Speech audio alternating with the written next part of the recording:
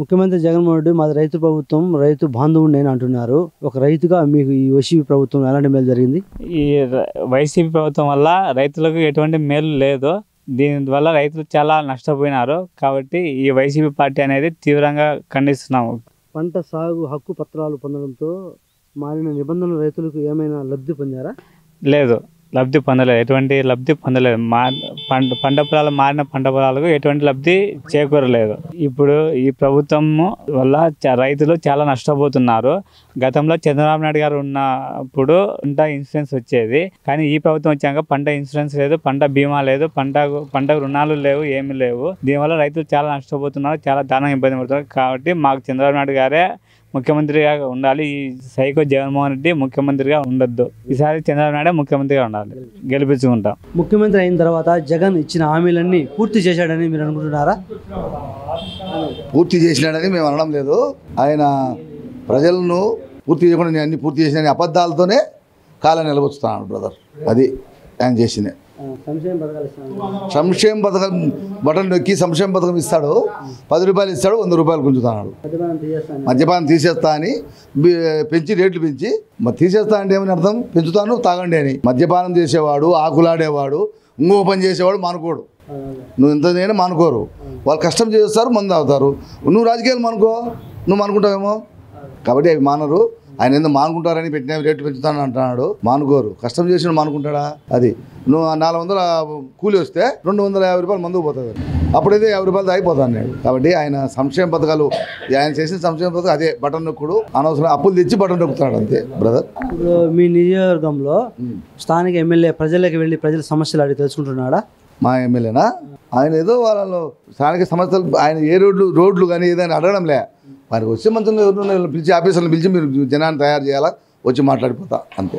మాకు చెప్పల్ రోడ్డు ఉంది ఒకటి, నువ్వు చూస్తే అది ఎట్లుందో. డెలివరీ వాళ్ళైతే అన్ని డెలివరీ అవుతాడు. ఆయన పోతా ఉంటాడు, చూస్తూ ఉంటాడు. రాబోయే 2024లో మీ నియోజకవర్గంలో ఏ పార్టీ అభ్యర్థి గెలుస్తాడంటావు? తెలుగుదేశం అభ్యర్థి బ్రహ్మాండంగా గెలుస్తాడు. ఎందుకంటే మేము చేసిన పథకాలు మమ్మల్ని గెలిపిస్తాయి. మా నాయకుడు బలమైన నాయకుడు. ఆయన ఏదున్నా ఇప్పుడు 6 ప్యాకర్స్ వచ్చింది కదా, సూపర్ సిక్స్ వల్ల ప్రజలు చాలా ఆలోచిస్తున్నారు. దానివల్ల మేము గెలుస్తాం అనేది మాకు పూర్తి నమ్మకం. రాష్ట్రం బాగుపడాలని చంద్రబాబు నాయుడు వస్తేనే బాగుపడేది. లేకుంటే రాష్ట్ర ప్రజలు మనం రాష్ట్రాన్ని మర్చిపోవాలి. ఇండియా ప్రపంచంలో రాజధాని లేని రాష్ట్రం ఏదంటే ఆంధ్రప్రదేశ్. అదొకటి గుర్తుపెట్టుకోండి. ఎవరినన్నా అడగండి, బడి పిల్లలను బడిలో పోతే ఇప్పుడు రాజధాని ఏదంటే 3 రాజధానులు 3 రాజధానులు కట్టినావా? అది కూడా చేయలేను. భూమి పూజ చేయలే, 3 ఇటుకలు కూడా పెట్టలే. నువ్వు రాజధాని అని ఎట్లా అంటావు? నీ రాజధాని పుట్టినావు, ఆ రోజు ఒప్పుకున్నావు నువ్వు ఇది కూడా రాజధాని అని. కాబట్టి ఆయన స్వార్థం కోసము, ఆయన కావాలని ఏదో ఛాన్స్ అని ప్రజలు నమ్మినారు. ప్రజలే బుద్ధి చెప్తారు. వైకాపా ప్రభుత్వం ప్రవేశపెట్టిన పంట సాగు హక్కు కార్డులు పొందడంలో ఎలాంటి ఇబ్బందులు ఎదుర్కొంటున్నారు? మొత్తం అన్ని ఇబ్బందులు లేదు. ఆ పద్ధతి పెట్టి అంతా నాశనం, అంతా ఎవరికి దాంట్లో ఏం లాభం లేదు. మొత్తం రైతులకు ఏ విధమైన లాభం లేదు. భూ యజమాని హక్కు పత్రం కోసం యజమాని సంతకం ఉండడం లేదా అంగీకార పత్రం ఇవ్వాలన్న ప్రభుత్వం నిబంధనల వల్ల ఏమైనా ఇబ్బందులు పెడుతున్నారు? ఇబ్బందులు అన్ని దాంట్లో మీద ఇబ్బంది. లోన్ తీసుకొని ఏం చేసుకోవాలని అంతా అది చేసుకొని మన సొంత భూమికి వాళ్ళ హక్కు పత్రం అంతా అది అవసరం లేదు. అది కాకుండా ఇంకా పాస్బుక్లు ఉంది, జగన్ ఫోటో ఒకటి, అది పెద్ద రైతులు అందరికీ అసలు దుప్తే. మా భూమికి వాని ఫోటో ఏంది అనే రకమైన ఉన్నారు. అదేమన్నా కుదవ పెట్టి లోన్లు తెచ్చి ఏమైనా ఇబ్బంది పెడతారేమో ఆ రకం కూడా ఆలోచన చేస్తాం అంతా. ఈ సర్వేలు వచ్చేసి ఒకరికి గెలవ పెట్టి చూసేదానికి ఉన్నాయి. అన్ని నిలబెట్టి ఇప్పుడు దాదాపు 2 ఏళ్ళు అవుతుంది ఈ సర్వే చేశారు. వాళ్ళకి పాస్బుక్ 1B రాలే, అడంగలు రాలే. లోన్ రెన్యువల్ చేసుకోవాలని అని రైతులు చాలా ఇబ్బంది పడుతున్నారు. మళ్ళీ ఇంకొకటి వచ్చేసి జగన్ అన్న రాయి మీద వచ్చేసి జగన్ అన్న ఫోటో మా చేతుల్లో రాయి పోతుంటారు. దానికి జగన్ ఫోటో అవసరమా ఏమన్నది? జగన్ వాళ్ళ ఆయన భూమి కాదు కదా, మా సొంత భూములు కదా. అదంతా చాలా రైతులంతా పెద్ద ఉంది అందరి వ్యతిరేకత కోళ్ళు. ఇప్పుడు రాష్ట్రంలో దాదాపు 44% కౌలు రైతులే ఉన్నారు.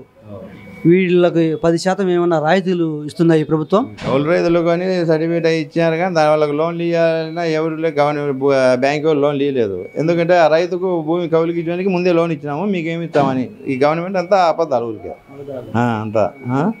వాళ్ళకి ఏం ప్రోత్సాహాలు లేవు.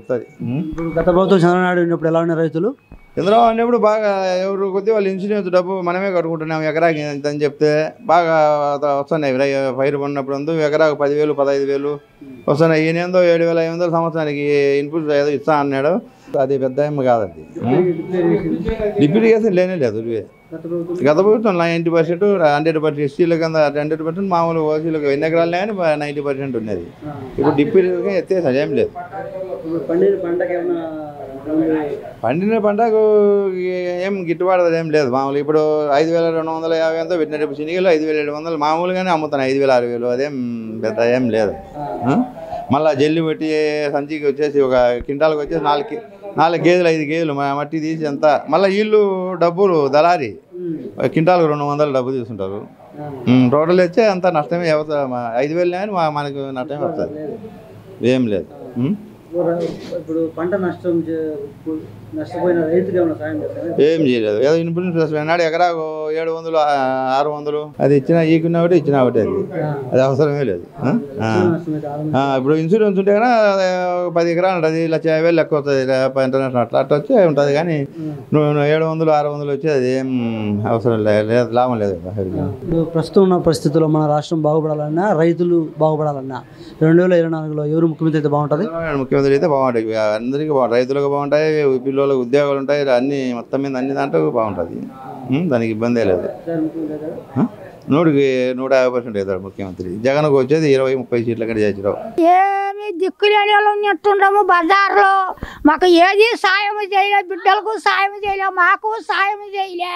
మేము బతికేది ఎట్టా? ఊళ్ళో ఉంట లేకపోయా, బావిలో నీళ్లు లేకపోయా. మాకు పిల్లలకి చదువులకు చదివించుకోపోతే అన్నీ చదువుకునే కానీ మాకు తినేదానికి మాటలు కూడు జరగడంలే. ఆ రకంగా బతుకుతున్నాం ఈ బజార్లో. మీరు సాయం చేయండి, ఇంకెవరు సాయం చేస్తారు మాకు? అయ్యా బంగారు తండ్రి లక్షణంగా మాకు సాయం చెయ్యి. మాకు అన్నకు పిల్లలకు చదువులకు ఉద్యోగాలకు కొంత సాయం చెయ్యి. జగనమ్మ అమ్మఒడి అందరికి ఇచ్చారు కానీ మాకు ఇలే. మరి జగనమ్మ అమ్మఒడి లెక్క కొంతమందికి వచ్చా కొంతమందికి రాకపోయా. అదంటే కరెంటు బిల్లు జాస్తి అయిపోయా. ఇంట్లో సరుకులు తేవాలంటే 4 ఉండేవాళ్ళము. అప్పటికప్పుడే ఒక్కొక్కరు అవుతాడది. ఒకళ్ళు ఇంత లెక్క ఇచ్చే ఇంత వస్తాడది. మేము ఏం బతకాలా? ఏమి తిని బతకాలా మేము? జగన్ వద్దు, మాకు ఏమి సాయం చేయలే. చంద్రబాబు నాయుడు మాకు కావాలి అన్ని సాయం చేస్తాడు. ఇంకా ఏమి పిల్లలకు మాకు తినేదానికి ఒక రోజు పచ్చా పండుకుంటాం నీళ్లు దాగి. మేము కూడు లేక నీళ్లు లేక ఊళ్ళో పోతే ఉంటా లేకుంటే ఎంట అన్ని టోరు బీమిస్తే 2 నాళ్ళ కాడములే మాకు. మేము బతికేది ఎట్టా? మేము ఉండేది ఉండాలన్నా పోవాలన్నా? ఆ చంద్రబాబు నాయుడు గెలిచితే అన్ని సాయం చేస్తాడు.